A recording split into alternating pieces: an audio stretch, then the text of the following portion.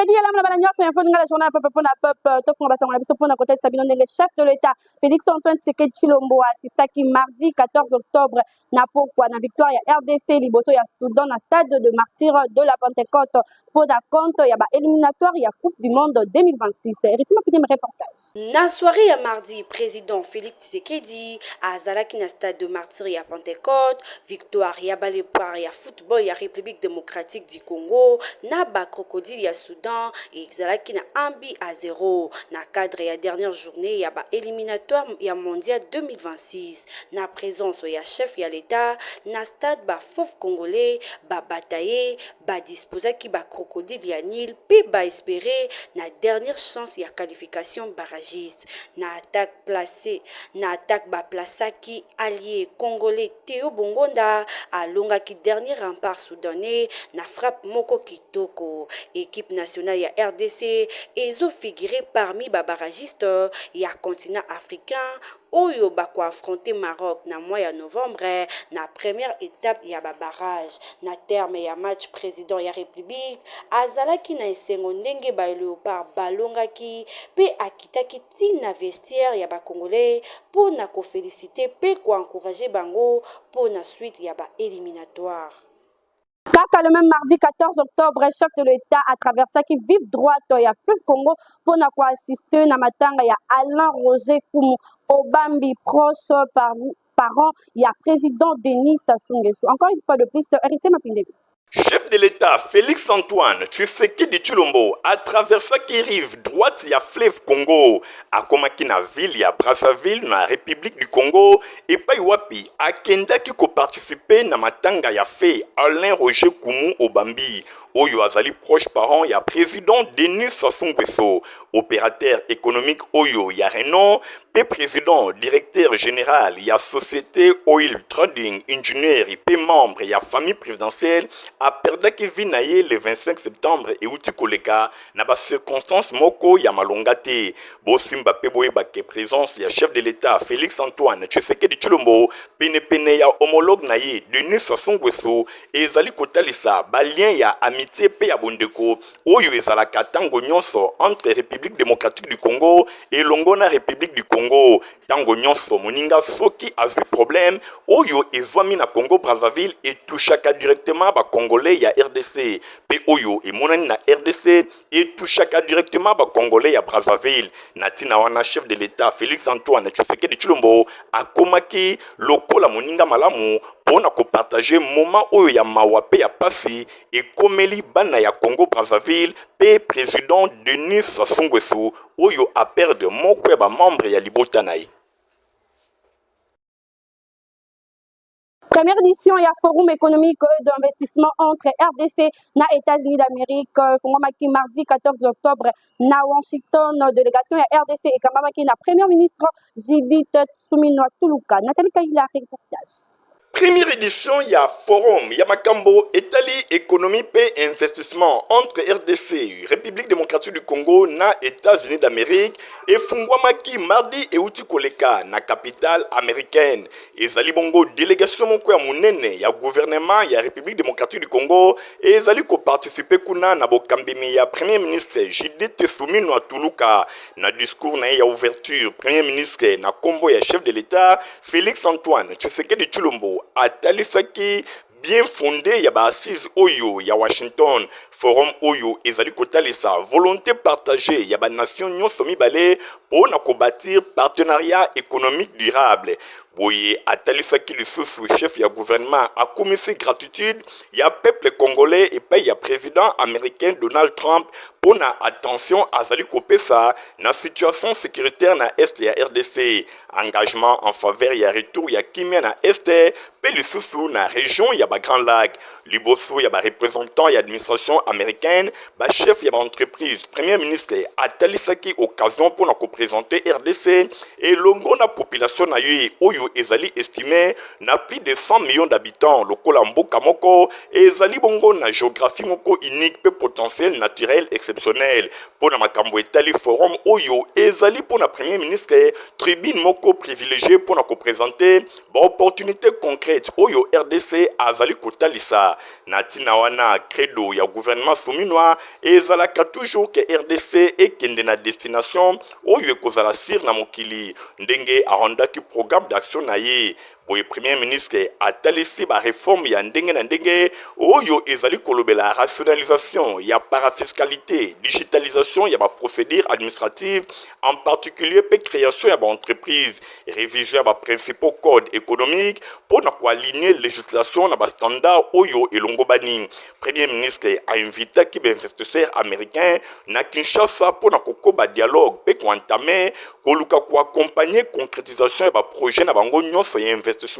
à travers 26 provinces ya mboka oyo nyonso ezali ko regorger opportunités économiques réelles pe prometteuses ezali ko assurer assistance pe ezali ko pona ko investir lelo na RDC ezali ko sala choix moko ya avenir. Convention pour la démocratie et la liberté Kodeli na Mukuse Borganzaki week-end eleki cérémonie ya adhésion massive na siège ya parti na bango oyezwami na boulevard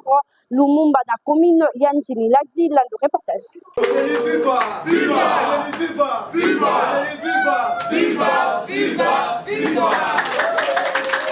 Convention pour la démocratie et la liberté Kodeli na Mokuse ezalaki bongo na matine moko ya kafu organisaki weekend eleki ezalaki na siège na bango oyo ezwami na quartier 12 mingi penza na avenue Kutu na commune ya Njili epai wapi ezalaki adhésion massive ya bato ya ndenge na ndenge bayaki pona kosadere na parti oyo ezali dirigé epai ya président national Jean-Éric Mokemo ye azalaki accompagné na secrétaire général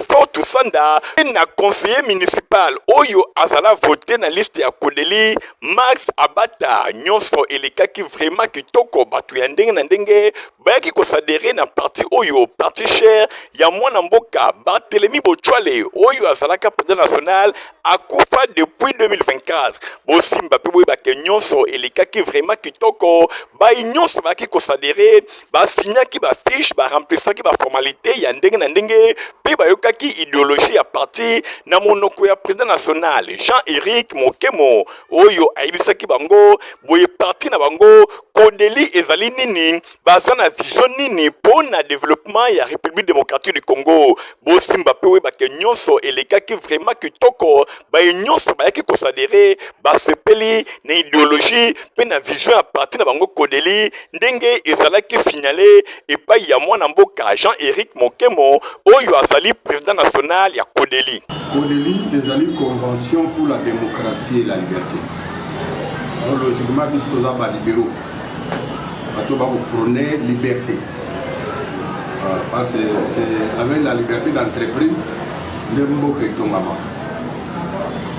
Alors, je crois que combat na biso ezali ka combat pour le patriarche Bochwale le paix à son âme attiquer la biso. Pour même à Kodeli na conquête à pouvoir. Nous devons de nouveau conquérir le pouvoir. Et chaque jour, il y a encore. Mais là, il y a une cérémonie à adhésion à un nouveau membre. Pour ça, il y a un gros. Pour monnaie les canis. Je pense que tout ça, il y a régulièrement. Et bah, des yeux, là, on sait la matin. Oui, l'équipe. Dans le lobby, il y a. Et vous allez différent.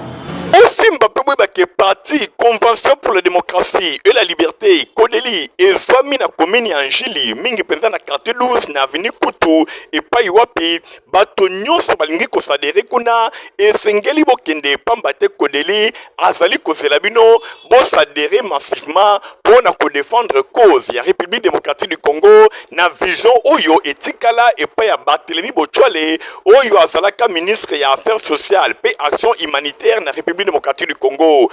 bosimba pe boyebake ezali toujours dirigé na vision ya mwana mboka Jean-Éric Mokemo oyo azali député honoraire pe azalaki vice-président ya Ecofin kuna na Assemblée nationale. Président ya ONG Congo de l'espoir mwana mboka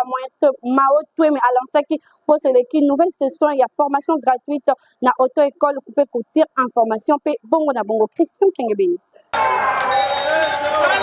Lancement ya centre de formation professionnelle gratuite pe depuis ya nouvelle session ya formation na ONGD Congo de l'espoir et salemaki kitoko lundi 18 août 2025 na bokambeme ya président pe initiateur na yango mwana mboka Mao Twene oyo bana nyonso ya Selemba babengaka les responsables bosimbake nyonso elekaki vraiment kitoko na bokomi na ye accueil ezalaki chaleureux epai wapi bato ya ndenge na ndenge bazalaki wana pona ko assister na lancement ya formation oyo tomonaki pe ba différents cordons ya ONGD Congo de l'espoir oyo bazali éparpillé bisika nyonso bango nyonso bazalaki présent mot de circonstance epesamaki epai ya cordon ya ONGD Congo de l'espoir Jadon Siala pona kotalisa lancement ya milulu oyo tope ya formation oyo bongo na sima Mao Twene initiateur ya ONGD Congo de l'espoir du les responsables azwaki maloba pona kotalisa ke depuis 2014 ONGD Congo de l'espoir ezali ko exister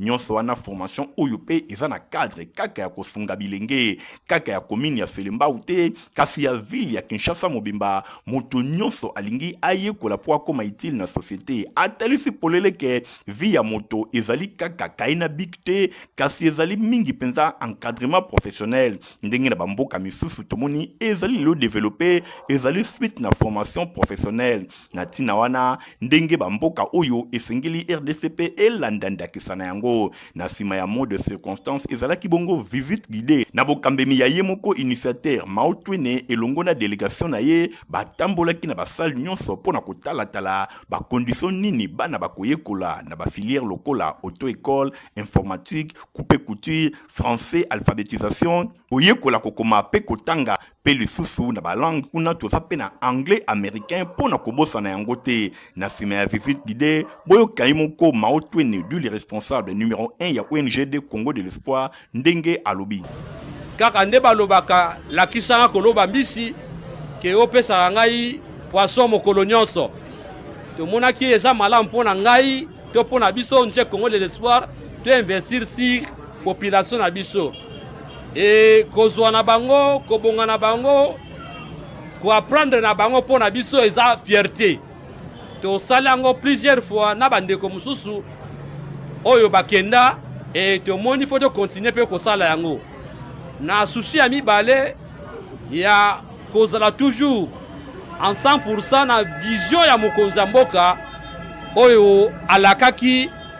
gratuité ya enseignement biso tomonaki ete ka ndenge balobake moto alakisaka nzela bazalaka toujours nsima na ye esengelaki mpe to akompagne mokonzi ya mboka na biso na domaine oyo ya gratuité ya enseignement biso toye na plan professionnel toye nango na bamétier tolakisa bato kokoma kotanga epuis koapprendre bango informatique na coupe couture ofele asukaki wana te bongo mpona bato misusu pe ya bonne volonté oyo bakoki kosunga ONGD Congo de l'espoir bakosala nini boyoka eyano na bino bapartenaire na bino bandeko bazalaka na motema malamu ya kosunga bato ba oyo boza na don ya kokabula esika ya malamu ya koya koinvestir nde yango na bino baye borekoneta ke don ya libéralité ezalaka esika ya malamu ya koya kosunga yango eza na adresse ya bien bosimba pe boyebake siège ya ONGD Congo de l'espoir epai wapi baformation ya kitoko pe ya ofele ezali kopesama ezwami na commune ya Selembao na quartier cité verte référence Ari Libulu to na route de Matadi numéro 30B epai wapi bato nyonso balingi koyekola bokende ezali ya ofele. Complexe scolaire Maman Pemba a encore la fondation de Rambon et organisé assemblée générale elongo na ba parents ya ba élève na bokamba ya yemoko initiateur honorable Nerombo la Dilango Ertima Pindele. Complexe scolaire Mama Pembade, école ya Fondation Nerombungu, oyo bandi mosana yango na année scolaire 2025-2026, batenaki première réunion et longo na ba parents topé assemblée générale et salaki bongo présidé et pa ya yemoko initiateur ya complexe scolaire Mama Pemba honorable Nerombungu Bosimba plus de 400 parents ba utaki bisika na bisika pona ko assister na première réunion ya complexe scolaire Mama Pembade nyonso e bandaki na prière d'ouverture mot de remerciement et pesamaki et pa ya cordon ridi oyo a remerciaki ba parents nyonso ba répondaki na invitation bongo na sima présentation ya personnel et salemaki et pa ya yemoko honorable Nerombungu initiateur ya école topé numéro 1 ya fondation honorable Nerombungu azwaki maloba pona kotalisa ba parents devise ya complexe scolaire Mama Pemba ezali discipline travail pe réussite alobelaki ba absence non justifiée ba élève mususu ezali eloko ya tolérité alobaki likambo ya tenue ya école oyo ezali recommandé ezali na modèle na yango pona bana basi pe pona bana mibali hygiène na école asengi ba parents nyonso batinda bana bango na école bazala propre likambo ya cantine scolaire oyo euti kosalema honorable Nerombungu abetaki pe sete pona yango teni ya gymnastique oyo ba parents esengeli balukela bana bango ezali varese bleu pona école akobeta kaka so Lacoste pe esengeli ezala porter chaque vendredi pona ba apprenant nyonso ya école primaire pe samedi pona ba apprenant ya ba humanité nyonso elekaki vraiment kitoko honorable Nerombungu asengaki na ba parents batinda bana na aire ya malonga ba retard ezali toléré te pe suivi na ba kaye na bango esengeli esalemaka epai ya ba parents pe ba évaluation ya ndenge na ndenge message ya honorable Nerombungu ezalaki capté 5 sur 5 ndenge kaka bino moko bozali komona asengaki pe na ba parents bazala ba inspecteur ya liboso pona kolandela kabana na ba enseignement oyo bana bazali kote ya bango na école oyo esalemi ezali pona mbongo te honorable Nerombungu asali kabakata na école oyo ezali kaka pona ko encadrer bilenge na misolo ya mike enfin que ko pesa bana nyonso chance ba bana kotanga polobi na bango ezala malamu message ya honorable Nerombungu et sepelisaki ba parents na ndenge ya kosakana te ndenge bango moko balobi réunion l'équipe là on a mon réunion ndenge ote mukole bande na moni penya ba parents nyonso ba respecter mais to pesi comme merci na ndenge boyambi biso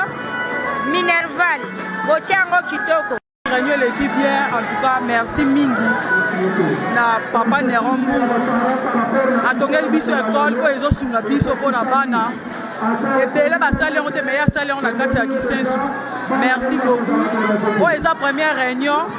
na kati ya Mama Pemba de na sepeli mingi merci beaucoup l'équipe vraiment très bien instruction sur bapesi par rapport à air à bana maternelle là par rapport à habillement na biso ba parents ils ont vraiment respectable te ton aujourd'hui en école botika moi en école to c'est bien na présence mo connaissance Nerombungu de quoi assister biso na première réunion depuis école efongami zamba liboso to mona na réunion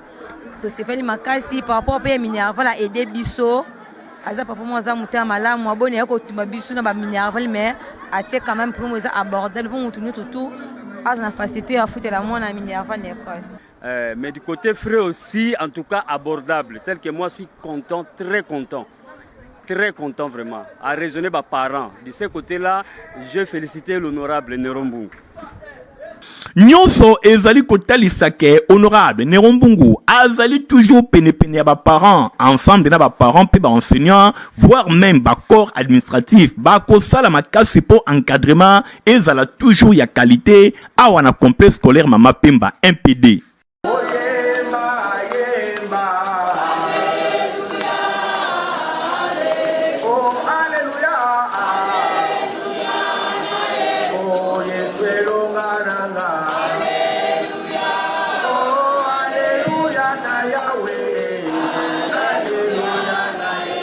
Préfet Louis Kabanguna Itemat Ndolo aza kobengisa bandeko nyonso oyo batanga 6e de humanité kasi bazwa na diplôme de tate centre pour na ba autodidacte et pas na bango de 17h à 20h pour ya anglais des affaires anglais et aéronautique copé ba formation monsieur Stéphane Skande Nadine Astona Francis Kanza tango ya koyekola esili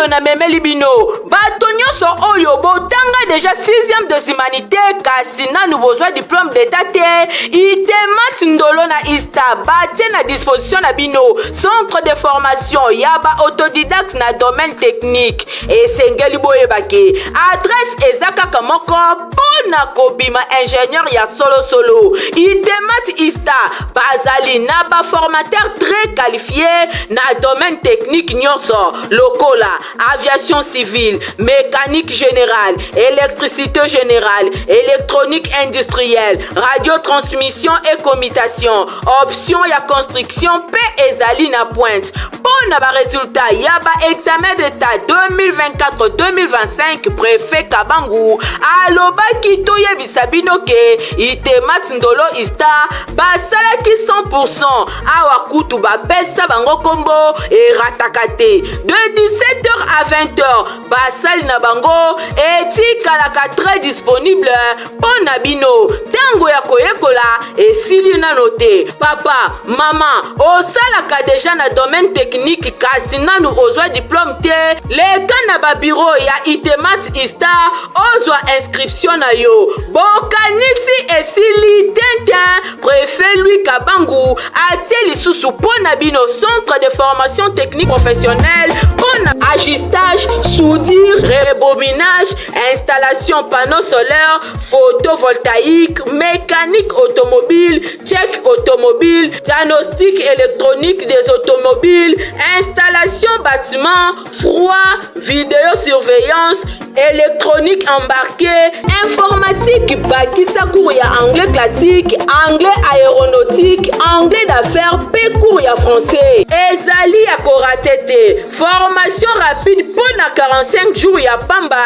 pe 90 jours mpona bajour normal comment utile na société yekola musala adresse kaka moko itemat ista na commune ya Barumbu to pe obengi na numéro oyo ezali affiché na ba écran na biso soyez les bien koya.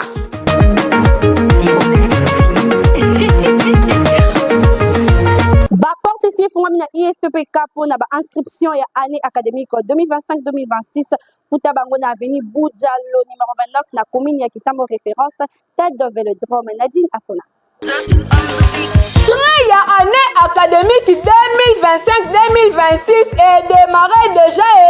na likambo eteli ba inscription na Institut supérieur technique protestant de Kinshasa ISTPK la mokuse oyo ezwami na avenue Boudjala numéro 29 na commune ya Kitambo référence stade Vélodrome yoka ba nouveau diplômé pe ba nyonso bazwa ba diplôme kasi nanu okota université te ISTPK epesi bino opportunité ya koyekola ISTPK berceau ya savoir ezali koorganize bafilière oyo na licence LMD toza na science infirmière baparcours lokola soins généraux sage-femme na pédiatrie bakisa lisusu na licence LMD na biologie médicale toza na baparcours lokola technologie de laboratoire na passerelle pe master na EASI toza na biologie médicale pe santé communautaire wana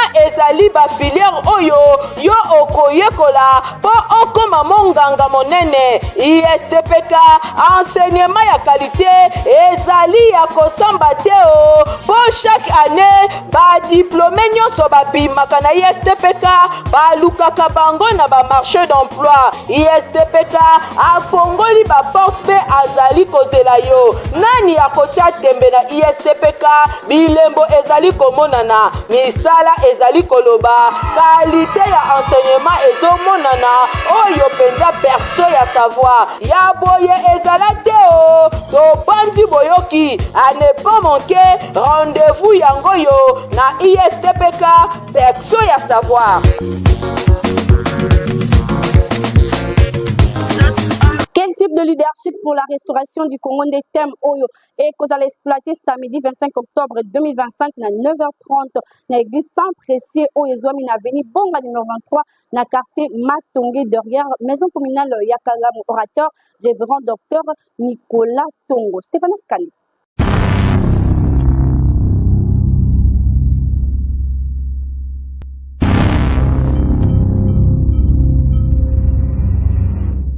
Mes frères et sœurs congolais, vous qui êtes au pays et vous qui êtes dans les diasporas, nous avons un grand rendez-vous à ne pas rater. Le 25 octobre 2025, à 9h30, à l'église Sang Précieux de révérend docteur Jean Bosco Kindomba.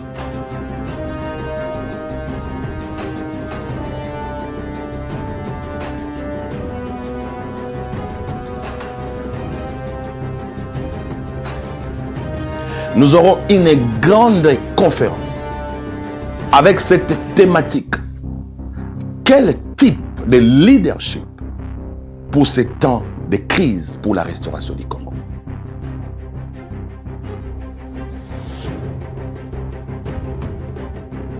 Bien aimé, le problème de l'Afrique, ce n'est pas la pauvreté. Mais le problème de l'Afrique, c'est l'héritage.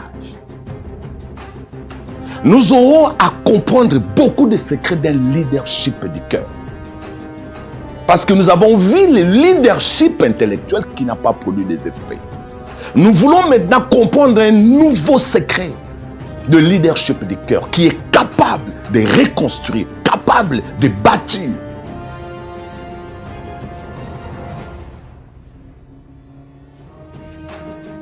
Vous êtes tous invités, pasteurs, hommes politiques, serviteurs, servants de Dieu, vous tous qui habitez dans la ville de Kinshasa, je vous invite à venir écouter ces grands messages qui va nous tous bénir à devenir de nouvelles personnes pour la transformation de notre pays.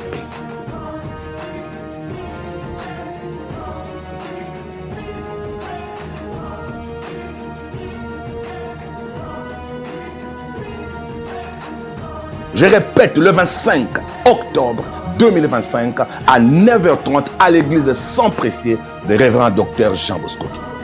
C'est votre bien-aimé, le révérend docteur Nicolas Tongo. Que mon Dieu vous bénisse.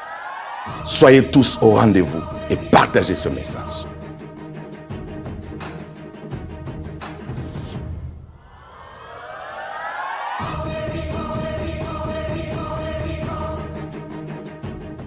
Bafem témoin ya résurrection ya église Sang Précieux na bokambami ya pasteur Jean Bosco Kindomba baza kolengela convention monene du 27 au 31 octobre na siège ya église na bango. Francis Kanza Lokoko ape Stéphane Askane.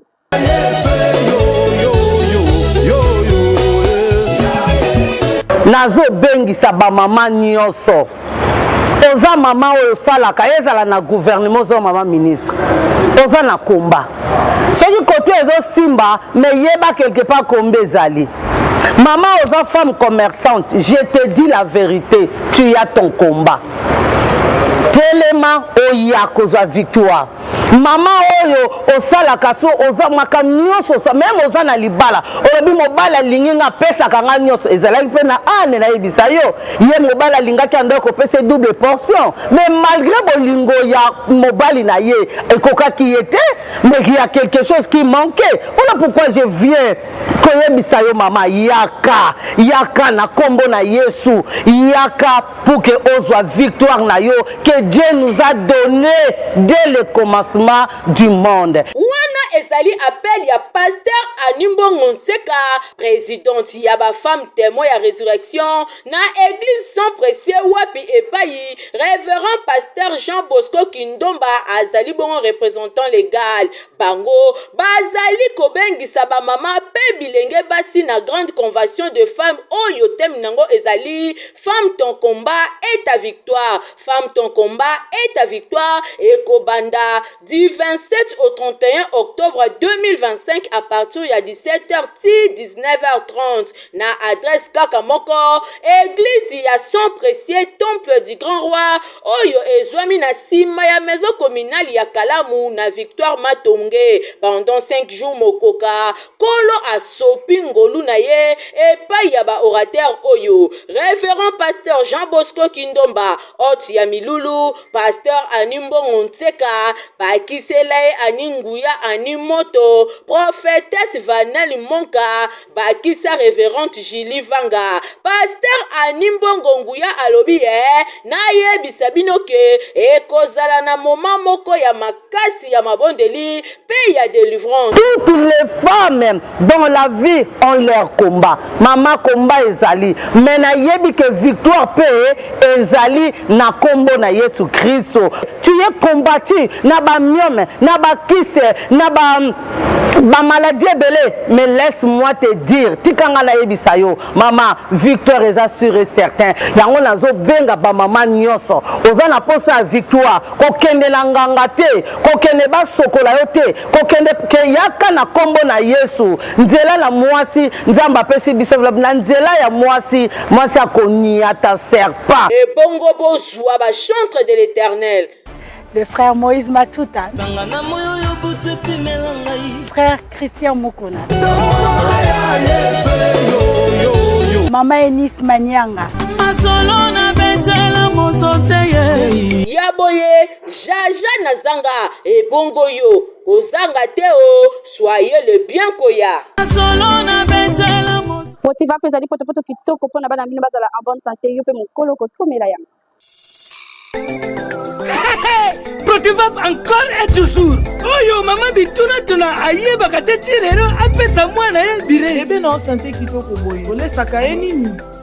Aliaka Protivap. Soka ba mama nyonso batimbe ya Protivap poto kitoko pona ba bébé pro. Mama soma ye. Mwana na ngai depuis abanda kolia akoli boye. Aliaka kaka Protivap. Protivap.